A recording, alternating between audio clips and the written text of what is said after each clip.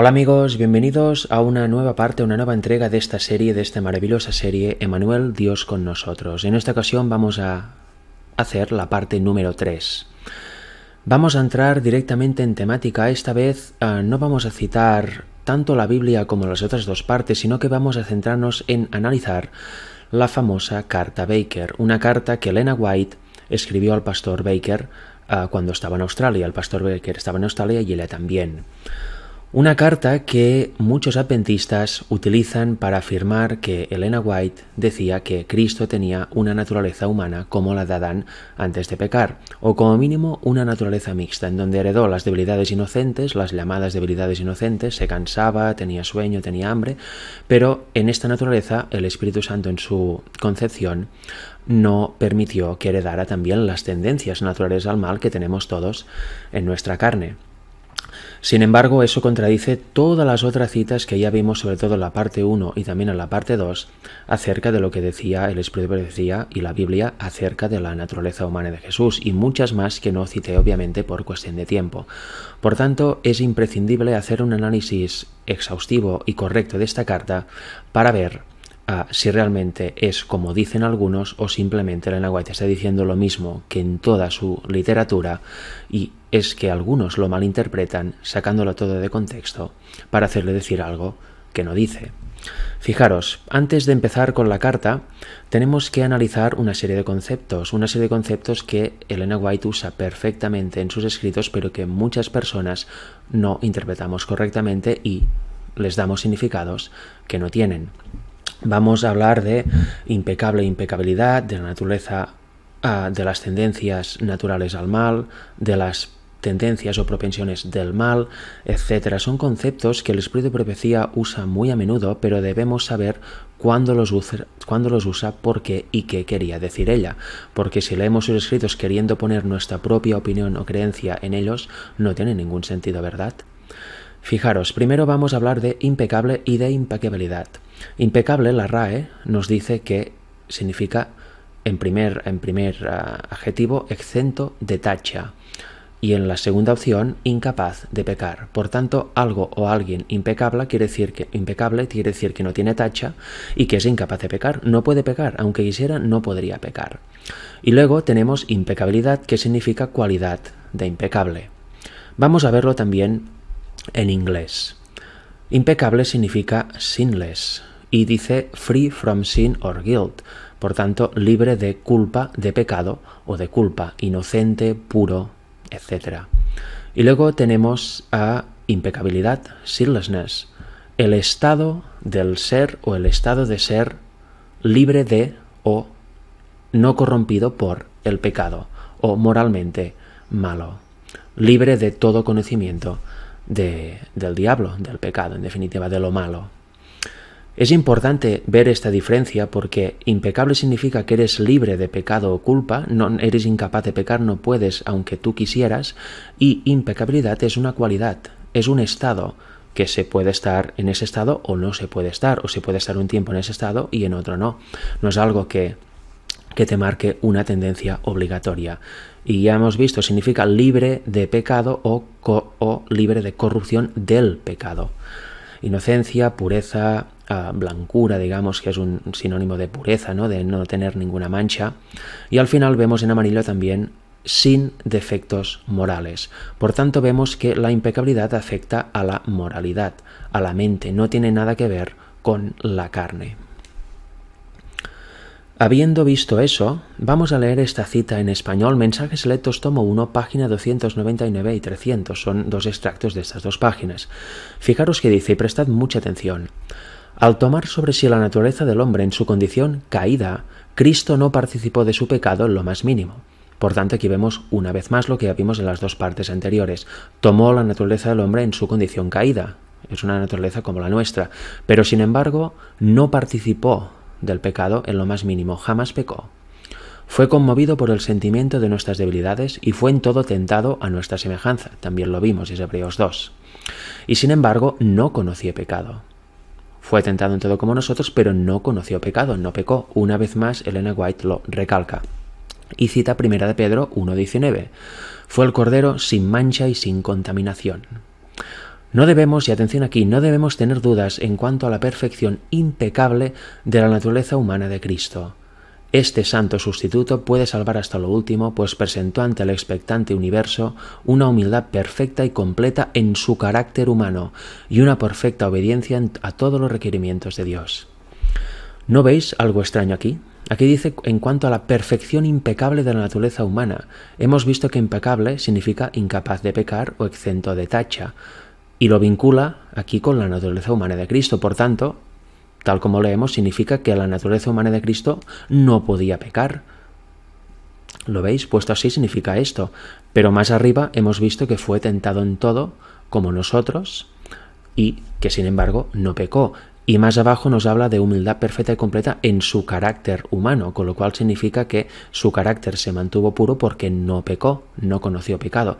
Con lo cual, ¿qué es esto de perfección impecable de la naturaleza humana de Cristo? ¿Verdad que chirría cuando el estudiante o el lector no solo lee, sino que estudia? Pues sí, efectivamente chirría porque Elena White nunca escribió eso, fijaros. Aquí está en Mensajes del Tomo 1 en inglés, lo que ella escribió. Fijaros en la parte en azul. Bueno, vamos a leer. We should have no misgivings in regard to the perfect sinlessness of the human nature of Christ. Perfect sinlessness significa perfecta impecabilidad de la naturaleza humana de Jesús. No está diciendo lo que hemos visto en español, perfección impecable de la naturaleza humana de Cristo. Perfección impecable significa que su naturaleza no tendría la capacidad de pecar, con lo cual ya no sería igual que nosotros y no podría ser tentado como nosotros. Sin embargo, volvemos a verlo, en inglés dice perfect sinlessness, la perfecta impecabilidad de la naturaleza humana de Jesús. Recordemos los significados. Perfecta impecabilidad significa que estaba en un estado donde no pecaba. Eso sí que cuadra con el resto de la cita. Como no conoció pecado, como no participó de su pecado lo más mínimo, su naturaleza humana tenía una perfecta impecabilidad. Estaba en ese estado. Muy diferente de que su naturaleza humana fuera perfectamente impecable, que tuviera una perfección impecable, porque eso haría que no pudiera pecar aunque quisiera. En cambio, si traducimos correctamente, no sé por qué el traducieron tan mal, y hablamos de perfect sinlessness, sí que tiene todo el sentido y de hecho cuadra con el resto de la cita. En su naturaleza humana había una perfecta impecabilidad porque no conoció pecado, pero en ningún momento está diciendo que su naturaleza humana fuera impecable en el sentido de que no podía pecar aunque quisiera. Eso es un punto importante, porque cuando analizáis ciertas citas donde veis impecable e impecabilidad, debéis siempre pensar que está hablando de que no conoció pecado. Cuando habla de impecabilidad, está hablando de la moral y nunca lo hace referido a su carne, a su naturaleza humana. Si veis otra cosa como lo que acabamos de ver aquí en otra cita, sospechad e id al inglés para comprobar exactamente lo que ella escribió. Porque no solo en este tema, en muchos temas los traductores están cometiendo errores gravísimos que dan a entender al lector lo opuesto a lo que quería decir la autora cuando escribió en su idioma original. Sigamos. Manuscript Releases, volumen 10, página 176 dice: Cristo tenía la misma naturaleza que el pecador, o sea, la nuestra naturaleza caída, si bien no conocía pecado, a fin de poder condenar el pecado en la carne, lo que dice Romanos 8:3. Vemos nuestra misma naturaleza, pero no conoció pecado. Debemos diferenciar, siempre que hablamos y siempre que leemos el Espíritu de Profecía, debemos diferenciar naturaleza caída y tendencia al mal de propensión del mal y carne.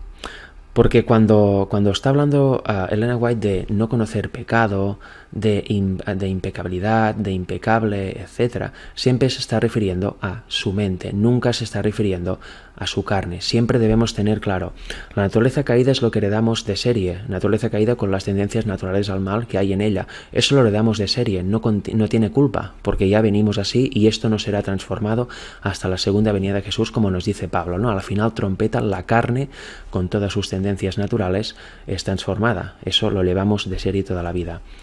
Pero con el poder de Dios lo que sí que podemos hacer es dejar de pecar como hizo Cristo. Él nunca pecó y nosotros con el mismo poder que Él tuvo podemos dejar de pecar y no conocer pecado más. Podemos arrepentirnos de todos nuestros pecados y no volver a pecar. Por tanto, tenemos que diferenciar siempre de la naturaleza que nosotros heredamos lo debemos diferenciar de nuestras acciones. Nuestras acciones sí que conllevan pecados si son acciones pecaminosas, o bien no lo contienen porque no cedemos a la tentación.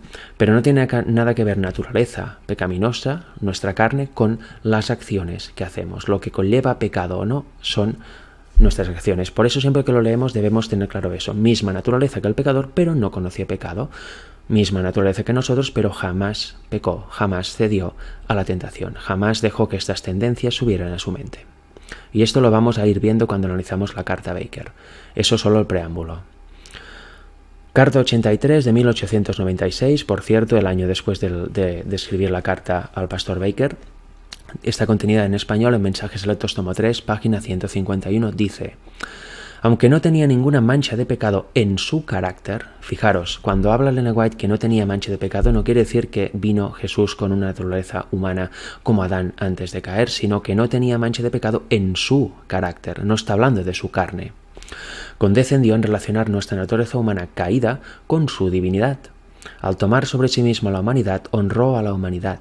Al tomar nuestra naturaleza caída, mostró lo que ésta podía llegar a ser si aceptaba la amplia provisión que él había hecho para ello y llegaba a ser participante de la naturaleza divina. Aquí lo vemos una vez más. Tomó nuestra naturaleza caída, pero nunca mancilló su carácter, nunca pecó, nunca hubo una mancha de pecado en su carácter. El camino a Cristo, página 66, sigue con la misma idea, para que entendamos eso de impecable e impecabilidad, a carne y carácter, y acciones y naturaleza caída. Vivió en esta tierra en medio de pruebas y tentaciones como las que nosotros tenemos que arrostrar. Sin embargo, su vida fue impecable. Aquí fijaros, aquí sí que no usa sinlessness, sino que usa sinless, que es impecable. ¿Pero a qué se está refiriendo? ¿A su naturaleza? No, se está refiriendo a su vida. Cuando vemos su vida, vemos la vida de Jesús, realmente está exenta de toda tacha, está exenta de pecado. Por eso su vida fue impecable. Murió por nosotros y ahora ofrece quitar nuestros pecados y vestirnos de su justicia.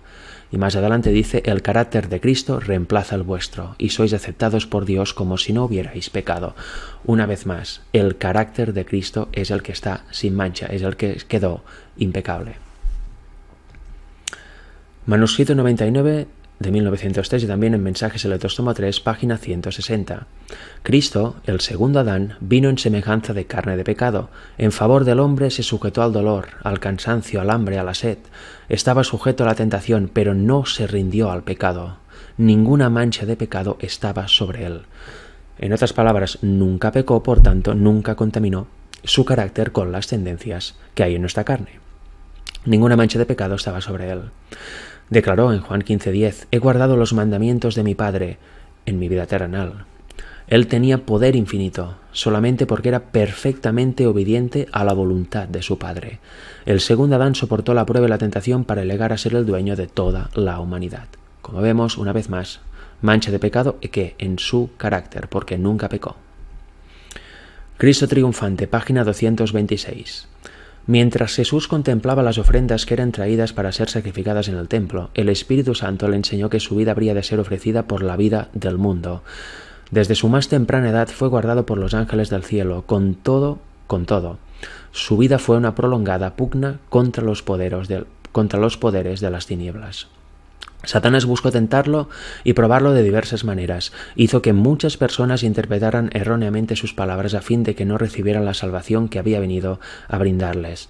Padeció la oposición tanto dentro de su hogar como fuera de él, aunque no por haber hecho mal.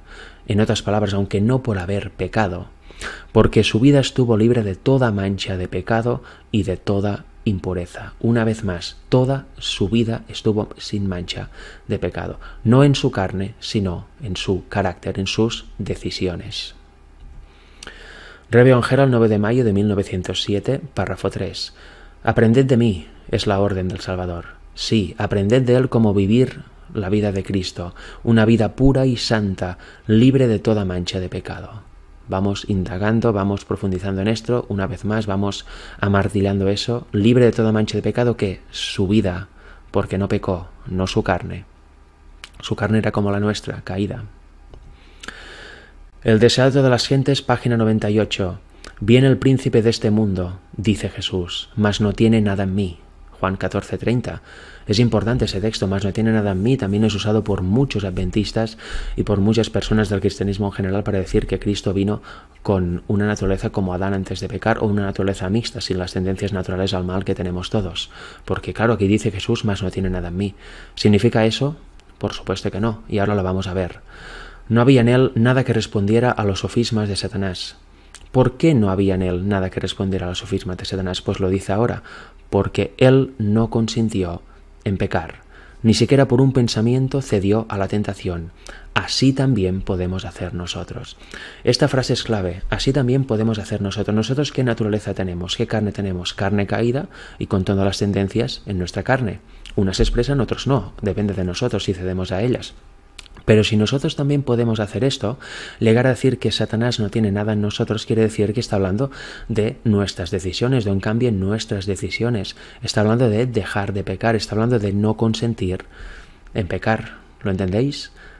Satanás no encontraba nada en Jesús, no tiene nada en mí, dijo Jesús, porque jamás cedió a la tentación, porque jamás consintió en pecar, jamás albergó o desarrolló las tendencias del pecado. Eso es importante ya para ir oyendo este concepto para luego entenderlo plenamente cuando leamos la carta Baker y en un momento antes en unas citas que vamos a ver. Esa diferencia entre tendencia natural al mal y tendencia del mal o propensión natural al mal o propensión del mal es vital para entender muchos escritos de Elena White y no caer en errores y en herejías. Conflicto de los siglos, página 607. Para seguir indagando en eso de no tiene nada en mí. Ahora, mientras que nuestro gran sumo sacerdote está haciendo propiciación por nosotros, debemos tratar de llegar a la perfección en Cristo. Nuestro Salvador no pudo ser inducido a ceder a la tentación ni siquiera en pensamiento. Satanás encuentra en los corazones humanos algún asidero en que hacerse firme. Es tal vez algún deseo pecaminoso que se acaricia, por medio del cual la tentación se fortalece. ¿Veis? Estamos acariciando los humanos deseos pecaminosos, con lo cual los estamos consintiendo. Por eso Satanás encuentra asidero en nosotros. Pero Cristo declaró al hablar de sí mismo, viene el príncipe de este mundo, mas no tiene nada en mí. Satanás no pudo encontrar nada en el Hijo de Dios que le permitiese ganar la victoria.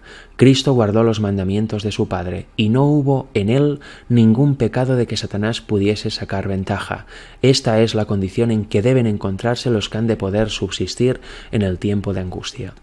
Una vez más, si los que estén en el tiempo de angustia han de subsistir en esta condición, no puede estar hablando de la carne, no puede estar hablando de nuestra naturaleza humana, refiriéndose a la carne, porque esta es transformada cuando viene Jesús.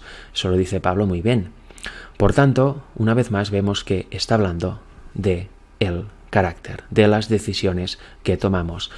No hubo en él ningún pecado, jamás pecó, jamás albergó en su mente algún pensamiento pecaminoso o alguna acción que luego se desarrollara hasta llegar a ser pecado.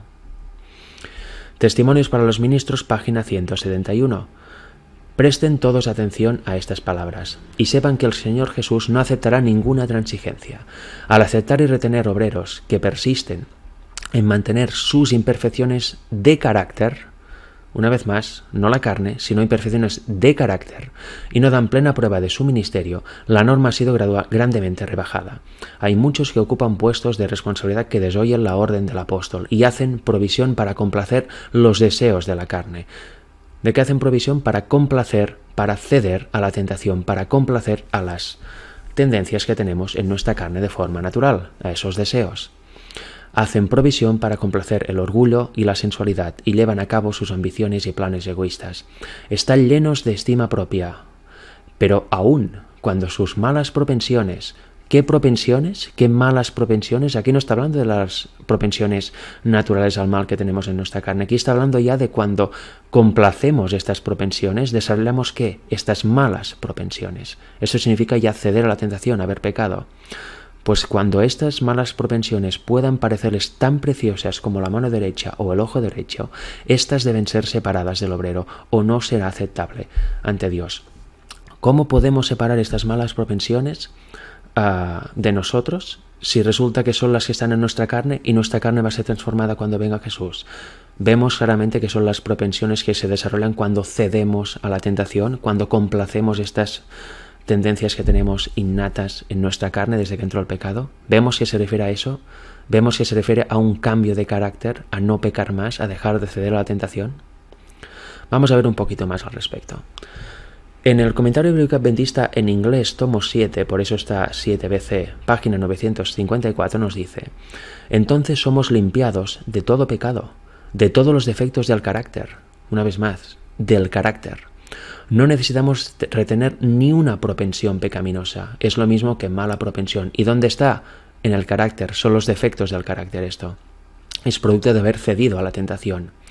Las tendencias al mal hereditarias y cultivadas son eliminadas ¿de dónde? Del carácter, a medida que participamos de la naturaleza divina. ¿Dónde están las propensiones pecaminosas? En el carácter. Es cuando, una vez más lo repito porque quiero que quede claro, cuando cedemos a la tentación, cuando acariciamos estas tendencias naturales que tenemos en nuestra carne, que todo el día, cada segundo, cada milisegundo nos van incitando a pecar.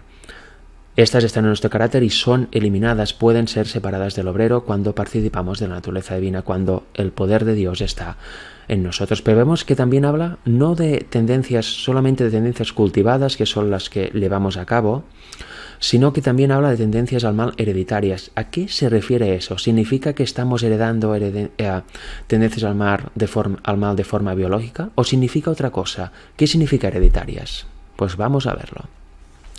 Signs of the Times, 3 de junio 1880.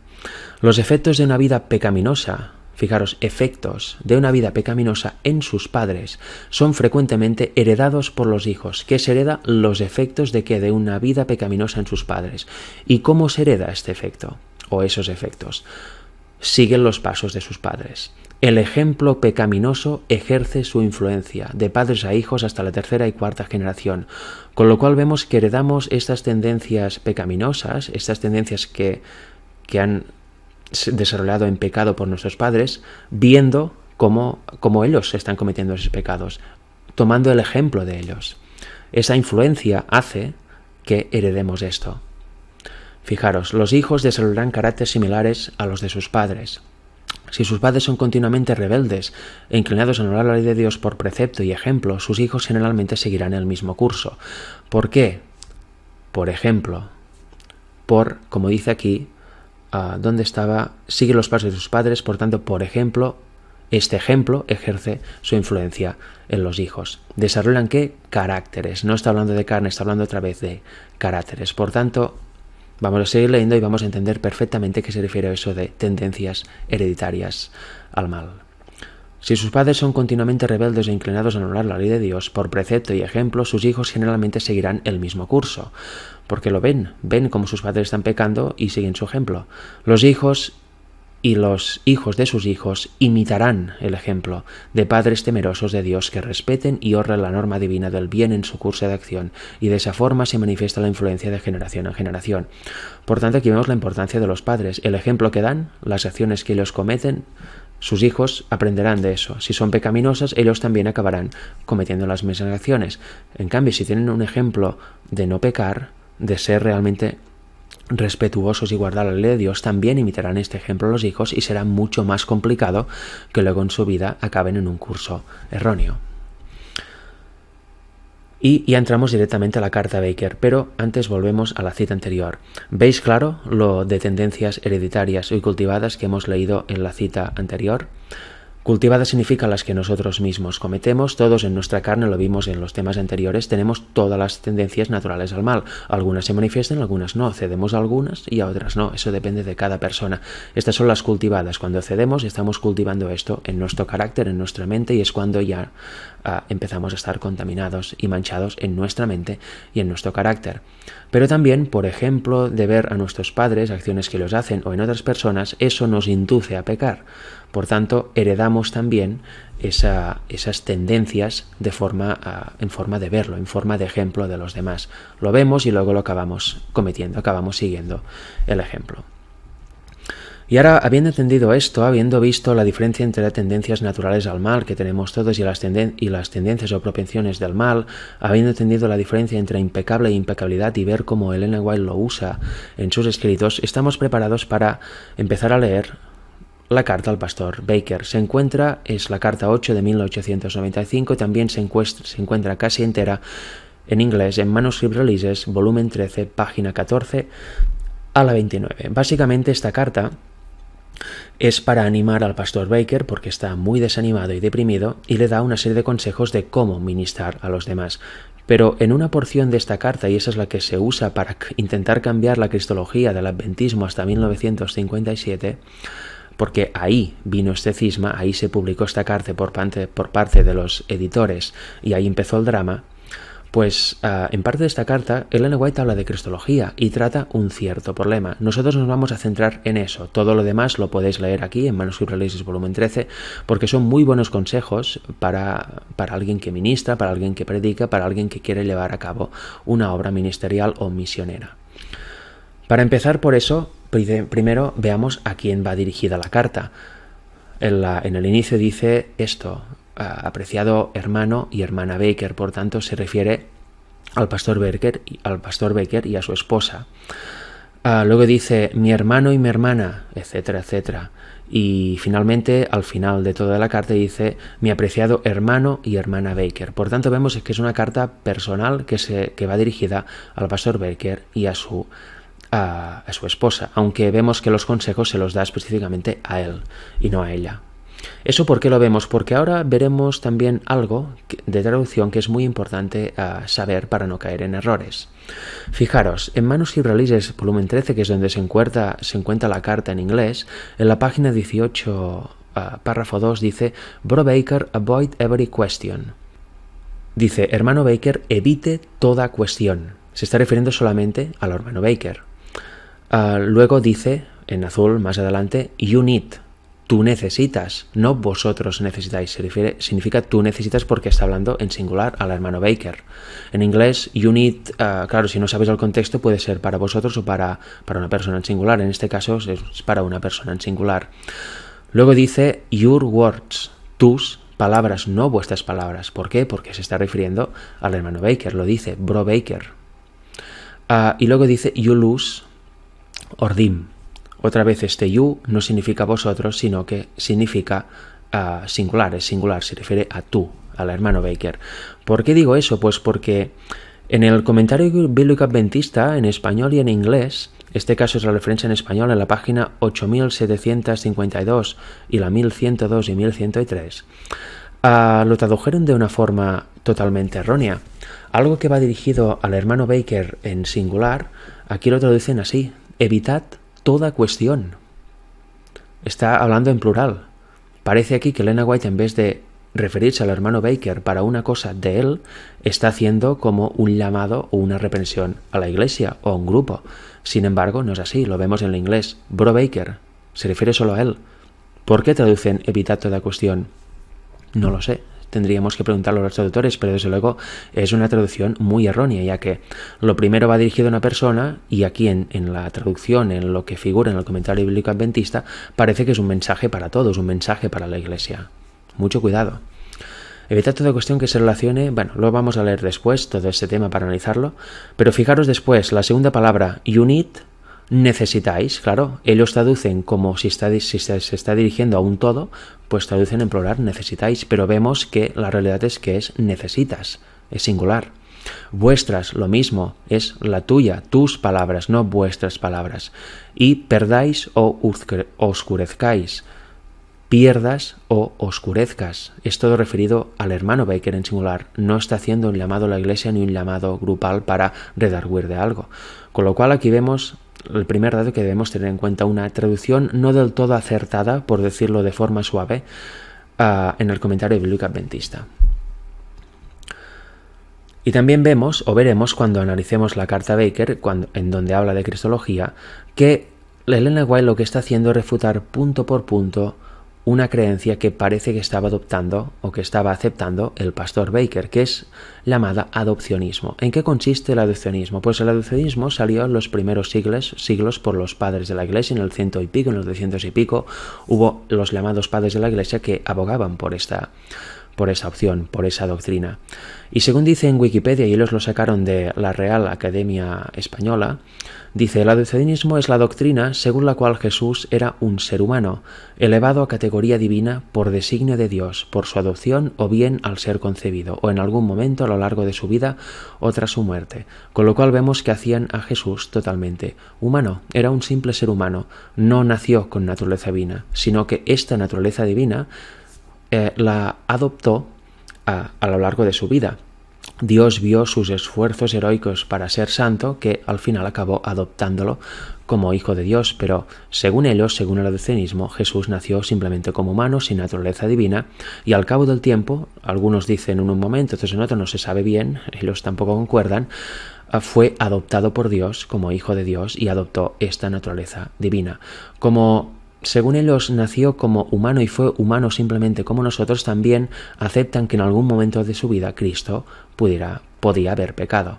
Por tanto, aquí lo vemos, es una doctrina totalmente herética, totalmente satánica, y eso, a medida que vayamos leyendo esta carta a Baker, veremos qué es lo que estaba pareciendo creer este pastor en Australia.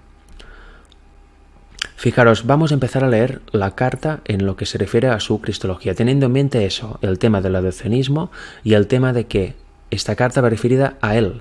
No está haciendo un llamado a la Iglesia, Elena White, no está queriendo cambiar algo, haciendo un llamado para que se cambie algo a nivel general, sino que es algo concreto del pastor Baker. Dice: eso está traducido literalmente como está en manuscrito Alice, sin ningún tipo de añadidura o traducción errónea. Dice: sea cuidadoso, extremadamente cuidadoso, cuando aborda el tema de la naturaleza humana de Cristo.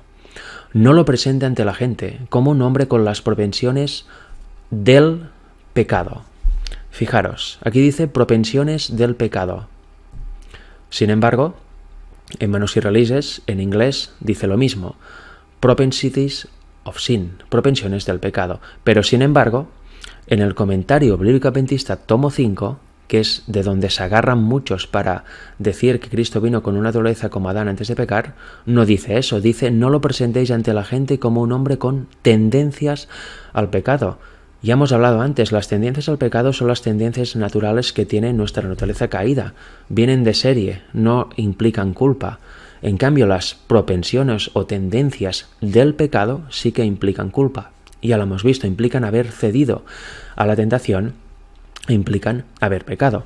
Con lo cual, en la traducción del comentario bíblico adventista, que es de donde la mayoría de adventistas sacan la cita para intentar demostrar su teoría, no está bien traducido, está mal traducido. De nuevo nos encontramos con un error de traducción. Ahí dice tendencias al pecado y el inglés dice propensities of sin, propensiones o tendencias del pecado, no al pecado. Y sigamos leyendo. Él es el segundo Adán, ya lo vimos. En la primera parte, creo que fue así, en la primera parte, bien, lo vimos en citas. Cristo tomó el lugar del Adán caído y solo podía venir así. O también dice Adán el transgresor. Por tanto, así es el segundo Adán. Y luego dice: el primer Adán fue creado como un ser puro, sin pecado, sin una mancha de pecado sobre sí. Fue hecho a imagen de Dios. Podía caer y cayó mediante la transgresión. Debido al pecado, su posteridad nació con propensiones inherentes de desobediencia. Estas son las tendencias al mal, las que tenemos en nuestra carne, que no implican culpa ni pecado, simplemente están ahí y el problema es que les hacemos caso. Luego es cuando se desarrolla el pecado. Por tanto, la posteridad de Adán, todos nosotros, nacemos con estas propensiones inherentes de desobediencia. Pero Jesucristo era el unigénito Hijo de Dios. Tomó sobre sí naturaleza humana y fue tentado en todos los puntos tal como es tentada la naturaleza humana. Una vez más, ya lo vimos en la primera parte, Hebreos 2, 14 al 17. Tomó sobre sí naturaleza humana, como el segundo Adán, y como vimos que era naturaleza caída, la naturaleza de Adán, el transgresor con todo lo que ello implica. Fue tentado en todos los puntos como nosotros. ¿Y cómo somos tentados? Por nuestra concupiscencia, por estas propensiones inherentes que hay en nuestra carne, si no, no podría haberse tentado como nosotros. Entendiendo eso, sigamos leyendo. Pudo haber pecado, pudo haber caído. Aquí vemos, naturaleza impecable, para nada. Su naturaleza humana era perfecta impecabilidad, tenía perfecta impecabilidad, pero no era impecable porque si no, no podía haber pecado ni podía haber caído, no hubiera tenido esa opción. pero ni por un momento hubo en él una propensión malvada. Fue saltado por tentaciones en el desierto, tal como fue saltado Adán por tentaciones en el Edén. Aquí lo vemos de nuevo. Ni por un momento hubo en él que una propensión malvada, o en otras palabras, una propensión mala, una propensión del pecado. ¿Por qué no hubo una propensión malvada? Porque nunca cedió a la tentación. Nunca tuvo estas propensiones que se desarrollan una vez se cede a los deseos de la carne. Una vez se aceptan estas propensiones inherentes de nuestra carne y las dejamos subir a la mente. La carta es muy clara, pero volvemos a ver. ¿Qué dice el comentario bíblico adventista cuando traducen eso? Incluso en el inglés cuando lo pusieron ahí. Pero en ningún momento hubo en él tendencia alguna al mal. Una vez más han cambiado propensión malvada o propensión del mal por tendencia alguna al mal. Una vez más han puesto las tendencias inherentes que tenemos todos en nuestra carne en lugar de las propensiones del pecado, que son las que desarrollamos cuando cedemos a la tentación. Otra traducción terrible. Y eso explica por qué tanta gente está cayendo en el error y usa esta carta para defender una doctrina totalmente antibíblica. Lo vemos en el inglés. An evil propensity. Propensión malvada. El inglés es muy claro. La traducción que estamos leyendo al español es traducido literalmente lo que dice el inglés. Lo que estamos viendo en el comentario bíblico adventista es una muy mala traducción. Es llevar al error a la gente confundiendo términos. Por tanto, repasemos. El pastor Baker no debía presentar a la gente a Cristo como un hombre con propensiones del pecado. No lo debía presentar como un hombre pecador. Él estaba cometiendo este error con sus conceptos que estaba aprendiendo. ¿Y qué le dice? Ni por un momento hubo en él una propensión malvada. Ni por un momento, en otras palabras, cedió a la tentación. Ni por un momento pecó. Tenlo muy claro, pastor Baker. Eso es lo que le venía a decir Elena White a este pastor. Y ahora sigamos leyendo. Hermano Baker, evite cualquier cuestión en relación con la humanidad de Cristo que sea susceptible de ser malentendida. Lo que han hecho con el comentario bíblico adventista, tanto en español como en inglés, es precisamente eso. Malinterpretar y poner cuestiones sobre la mesa que hacen que la gente malinterprete o malentienda la humanidad de Cristo. En vez de traducir literalmente lo que dice en la carta 8 y luego puesto correctamente en Manos Israelíes volumen 13, traducen otra cosa. Cambian propensiones del mal o propensiones malvadas por tendencia al mal o propensión al mal. La primera significa que ha cedido a la tentación, la segunda no, porque es la que tenemos todos nosotros, es la que tenemos de serie. Tremendo. Le estáis diciendo eso, evita esto, pastor. La verdad discurre cerca de la senda de la presunción. Cuando trate sobre la humanidad de Cristo, pondere exhaustivamente cada aserto a fin de evitar que sus palabras sean interpretadas como diciendo más de lo que implican, y pierda o disminuya de ese modo las claras percepciones de la humanidad de Cristo combinada con su divinidad.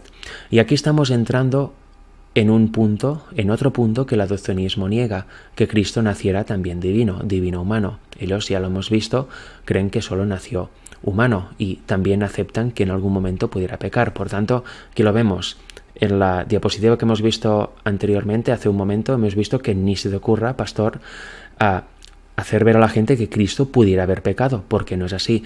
Y ahora le está hablando de las percepciones, que no pierda o disminuya las percepciones de la humanidad de Cristo combinada con su divinidad. Aquí está entrando que nadie piense que Cristo no fue también divino. Y eso es lo que va a seguir a partir de ahora. Su nacimiento fue un milagro de Dios, ya que dijo el ángel, este será grande y será llamado Hijo de Dios, Hijo del Altísimo, y el Señor Dios le dará el trono de David su padre, y reinará sobre la casa de Jacob para siempre, y su reino no tendrá fin. Entonces María dijo al ángel, ¿cómo será esto? Pues no conozco varón. Respondiendo al ángel le dijo, el Espíritu Santo vendrá sobre ti y el poder del Altísimo te cubrirá con su sombra, por lo cual también el santo ser que nacerá será llamado Hijo de Dios. Lucas 1, 32 al 35.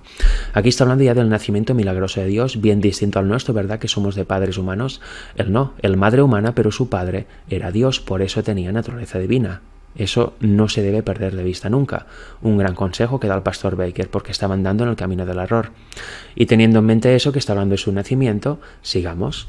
Esas palabras no van dirigidas a ningún ser humano, excepto al Hijo de Dios infinito. Por tanto, ¿cómo lo vamos a hacer solo humano? Esto es único en Cristo. Jamás, de modo alguno, deje la más leve impresión en las mentes humanas de que en Cristo descansara una mancha o inclinación a la corrupción, o de que cediera de algún modo a la corrupción. Ya lo hemos visto.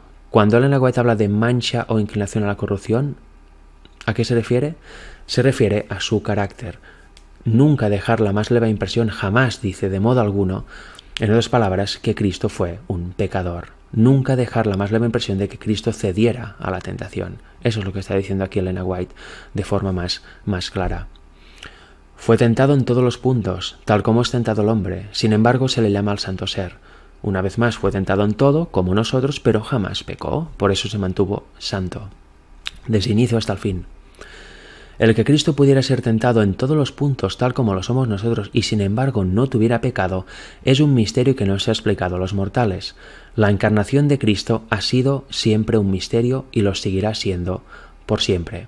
Fijaros, aquí dice, una vez más, que Cristo podía ser tentado como todos nosotros, en todos los puntos, como nosotros, pero que esto combinado con que no tuviera pecado es un misterio. ¿A qué se está refiriendo aquí?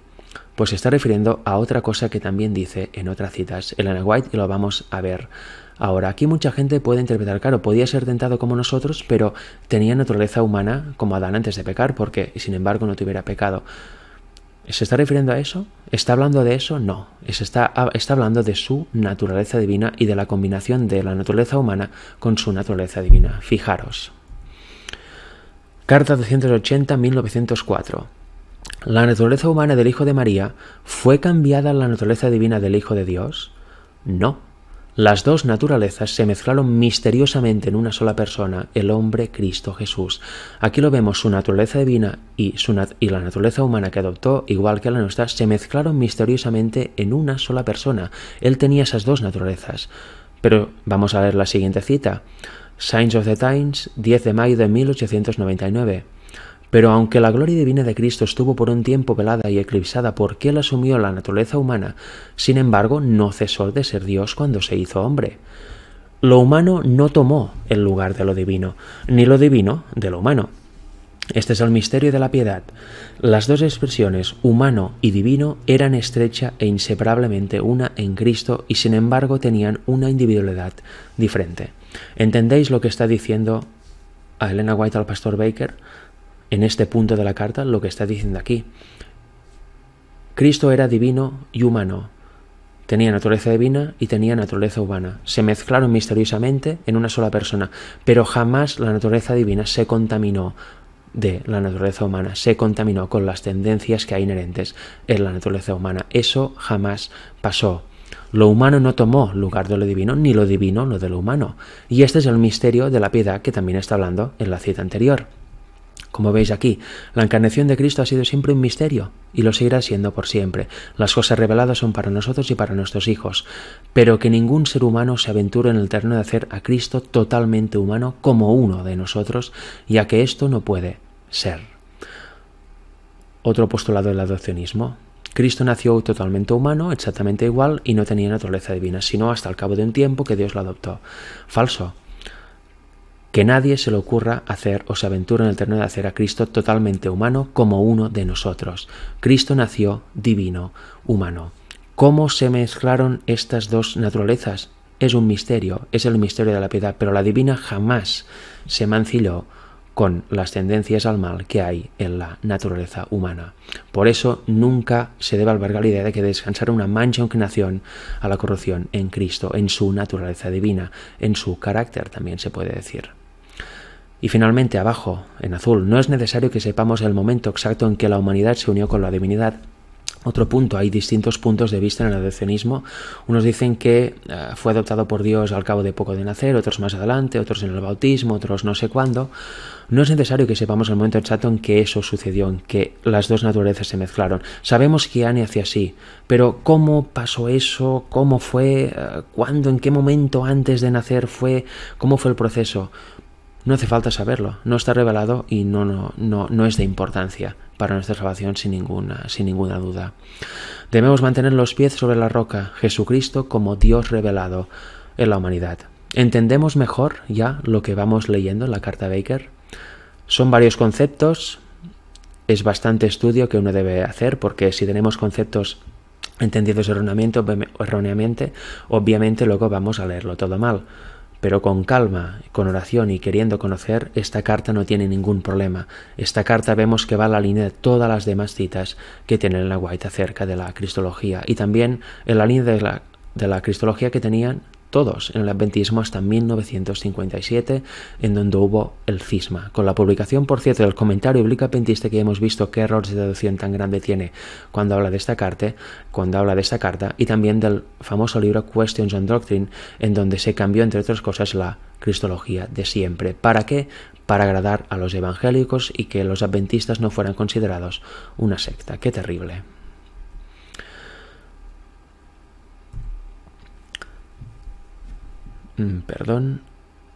Vale, siguiente diapositiva. Percibo que hay peligro en abordar temas relativos a la humanidad del Hijo de Dios infinito. Al verse en forma de hombre, se humilló a sí mismo a fin de poder comprender la fuerza de todas las tentaciones que asedian al hombre. El primer Adán cayó, el segundo Adán se aferró a Dios y a su palabra en las peores circunstancias, y su fe en la bondad, gracia y amor de su Padre no vacilaron ni por un momento. Escrito está, fue su arma de resistencia, y esa es la espada del Espíritu que debe blandir todo ser humano.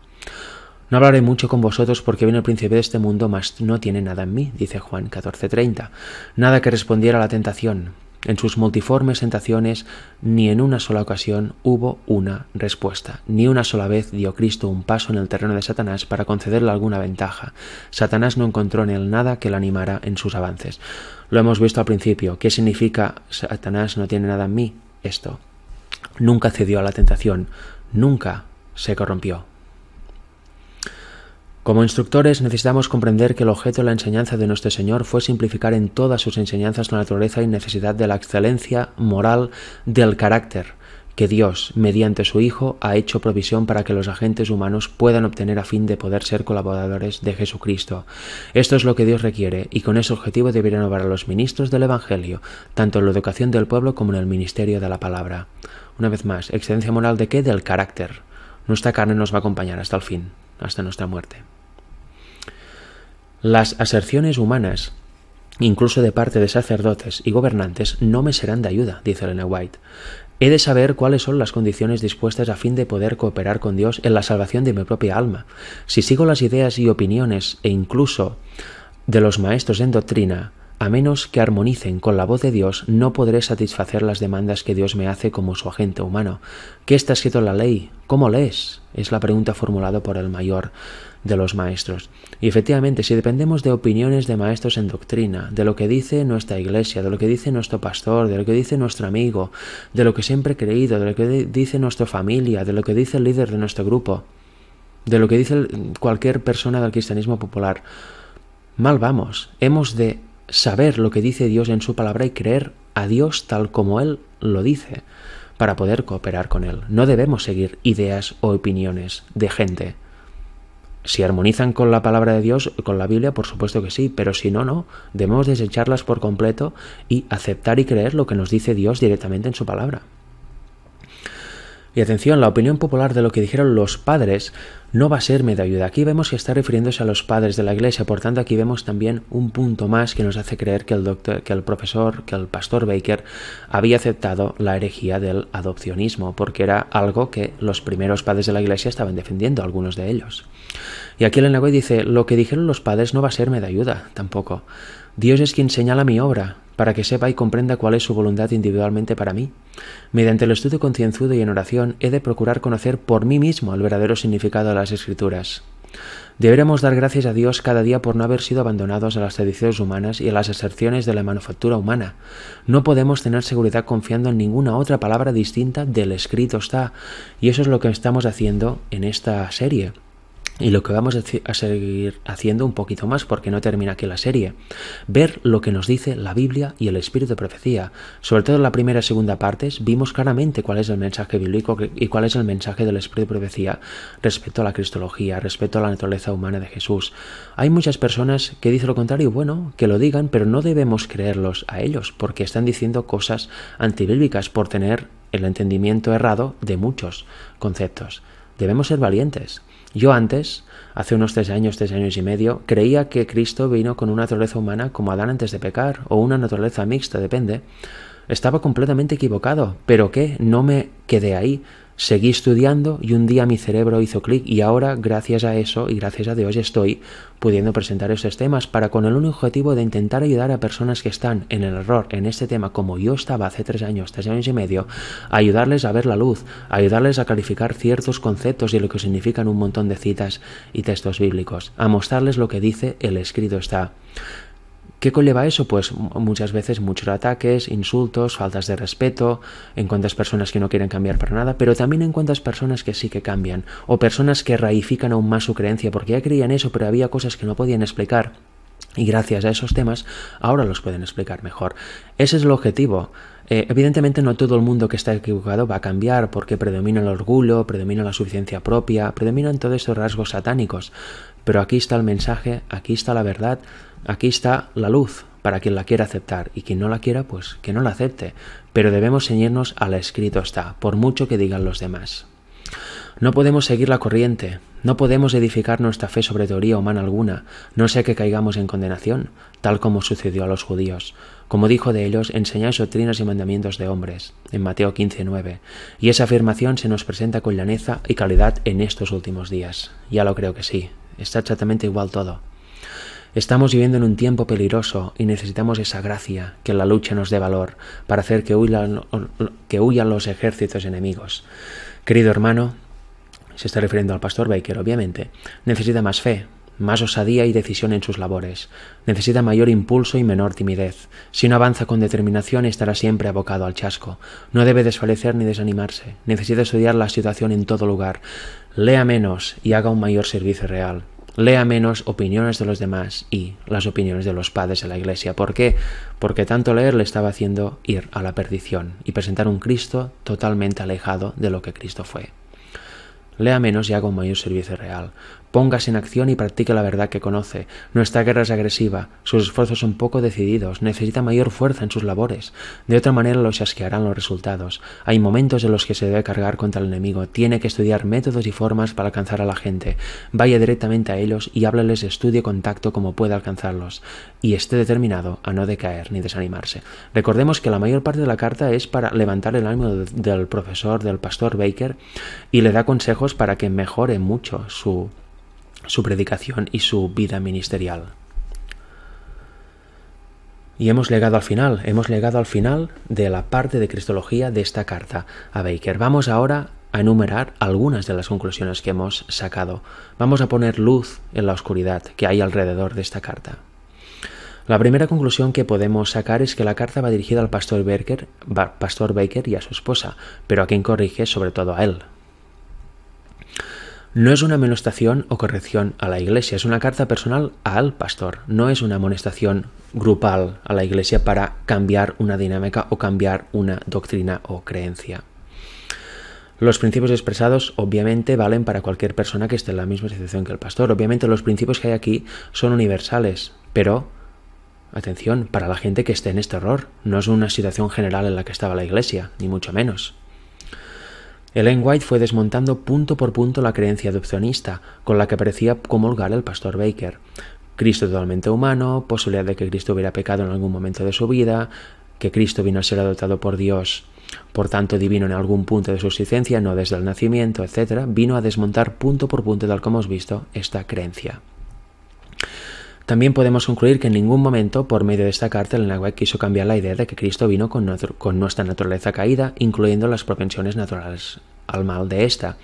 Vemos que todo el rato la carta está hablando de las propensiones del mal, no las propensiones naturales o las tendencias naturales al mal. Está hablando de las tendencias o propensiones del mal, lo cual se desarrollan cuando cedemos a la tentación.